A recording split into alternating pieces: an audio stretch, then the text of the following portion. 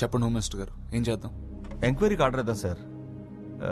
Compensation 5 lakhs for death, 2 lakhs for injured. వాళ్ళ hospital ఖర్చులన్నీ మనమే భరిద్దాం. అంతేనా?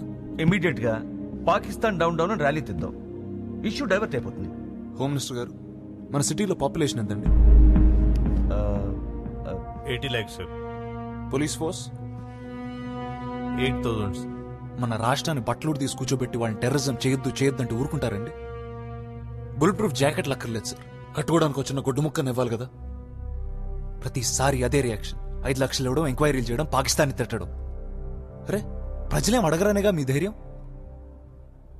ఆకలేస్తే అడుగుతారు, అంతేగాని ఎక్కడి నుంచో ఎవరో వచ్చి బాంబులేస్తారని అనుకోరండి.